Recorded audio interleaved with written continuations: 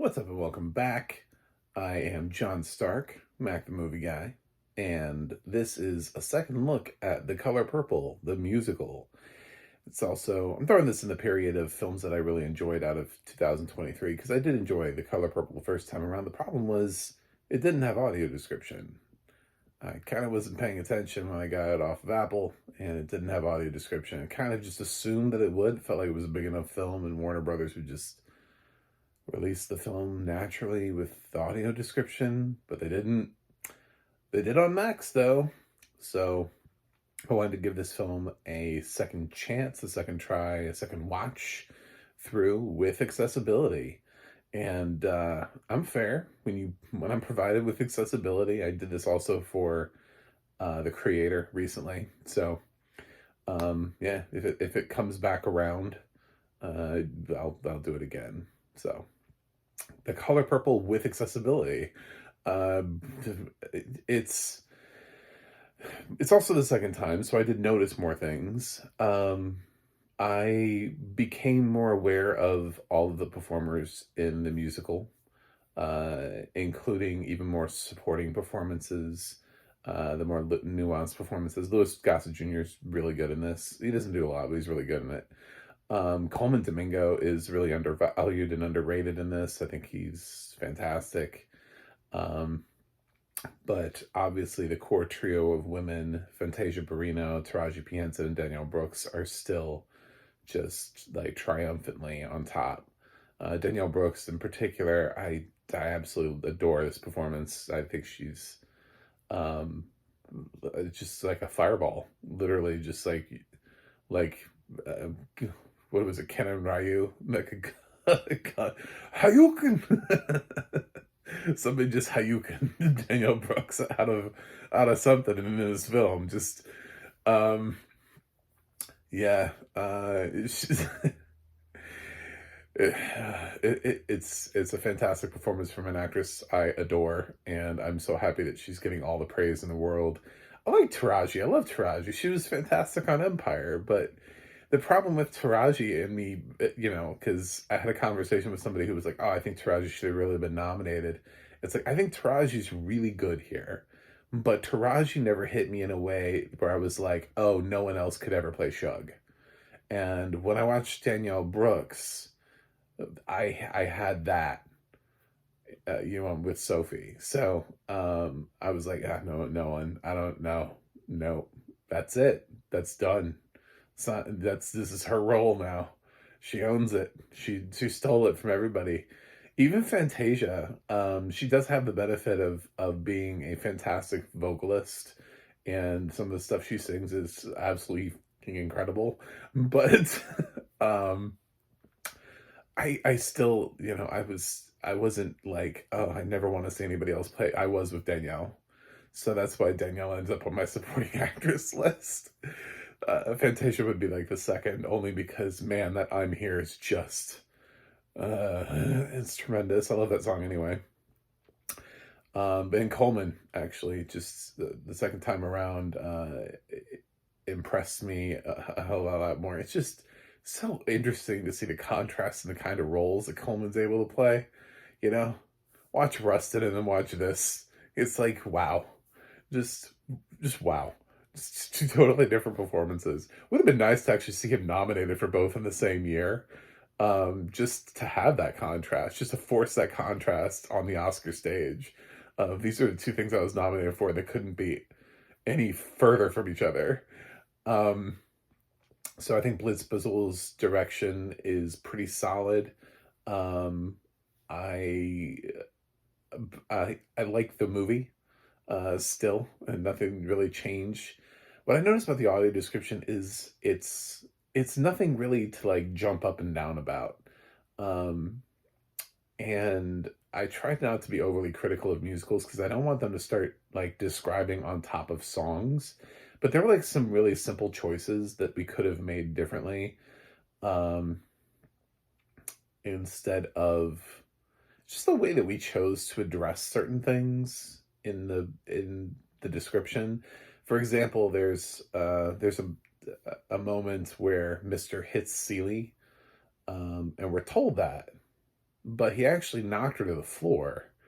And then, like, the follow-up audio description is picks her up off the floor or whatever, or we see her on the floor where she, something like that. It references, you could have just said, hits her to the floor, knocks her to the floor, instead of having like two different chunks of audio description, you know.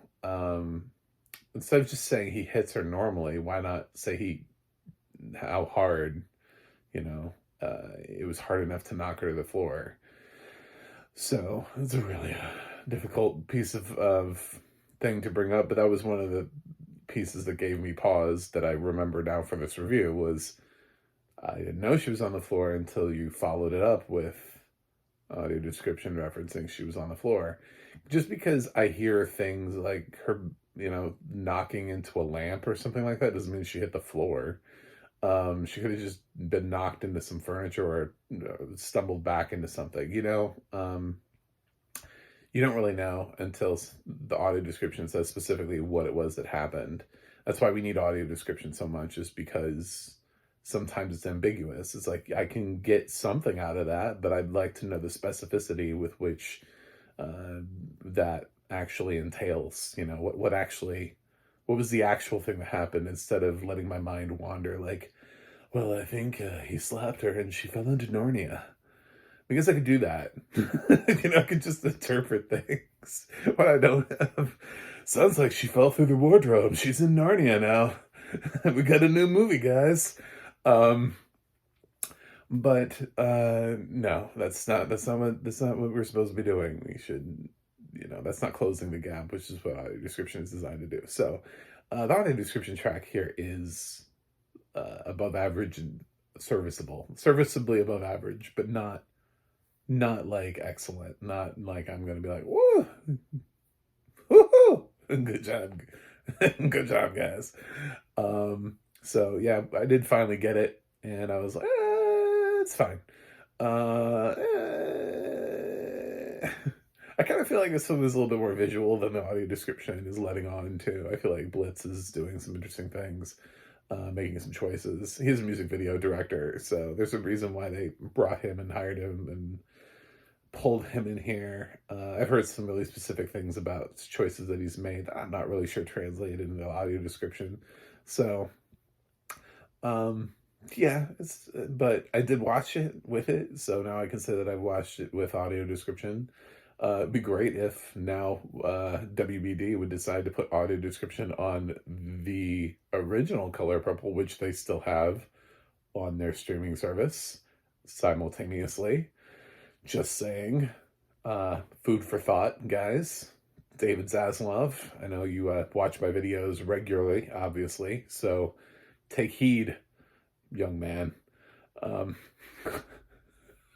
So, and if there's one more thing this internet needed, it was another white male film critic talking about The Color Purple. So there you go. However, I'm blind and I have a YouTube channel, and that's, find me those people, and we'll you know, talk more and figure out whose opinion to be talking about certain films. Anyway, yeah, just want to talk about the audio description. I love the movie. Maybe it might feel a little bit long. I don't know. I don't know where I could be nitpicky on this. It's just the new songs don't really pop for me. I would say that maybe that's a problem that I have with the overall musical, though, is that not all of the songs pop. I kept waiting for a song to show up that didn't, and yeah, well, that's okay. It was a cut song, but if you're gonna cut songs, don't write new songs. Nobody's gonna remember them. There hasn't been a new song written for a musical since Listen that anybody gave a damn about. To be just really bluntly honest, it hasn't worked since Listen. I know it worked really well for Listen because now everybody walks around singing Listen from Dreamgirls. But if you can't write Listen, don't do it. Don't try. These new songs that keep getting introduced into musicals, like this one, like the new songs they wrote for Dear Evan Hansen, like the new songs we have in The Little Mermaid, fucking Scuttlebutt, like the Beauty and the Beast songs. Nevermore is fine, but there was already a song called If I Can't Love Her, which is from the stage musical, which is exactly the same thing. They wrote a new song that says the exact same thing, just with different lyrics and a new title. It's a Beast solo. It's the same thing. And by the way, Eric has a song in Little Mermaid 2 called Her Voice, which they used when they did the Little Mermaid live, because Eric has nothing to do otherwise. So they wrote him a new song for the Little Mermaid musical. It was fine, but there's the one that was in the musical is fine too. You already have something that's like out there. It already exists. It's already been tested. You don't have to throw it out for a new audience to go, will they like it? Or will they scuttlebutt it? So yeah, just stop doing it. Just it's ridiculous. I don't even like Hugh Jackman's thing from Les Miserables. That has not like broken through, and it's not, people don't walk around singing that all the time. So stop, just stop doing it. It worked once with Dreamgirls.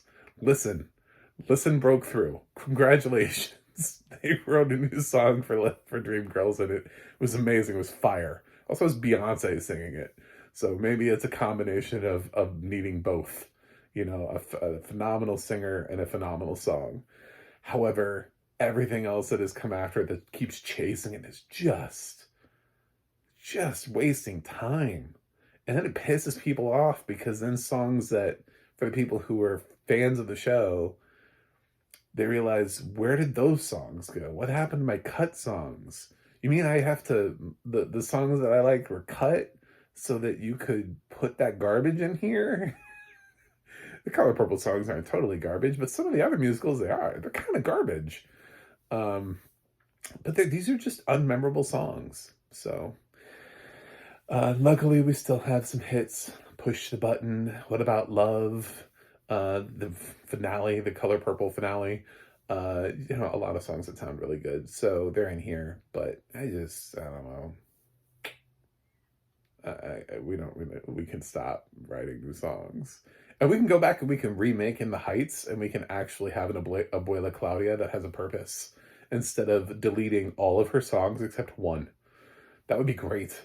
Oh my God, that would be amazing. We could do that too. Anyway, done with that. Movie musicals. I'm giving The Color Purple an A-. I do enjoy this film. I think it's one of the year's best.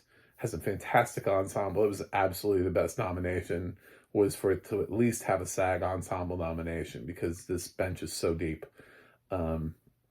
Very warranted. So even though it didn't win, didn't go on to get a Best Picture nomination at the Oscars, it did absolutely the truth of the word ensemble. The depth of the bench.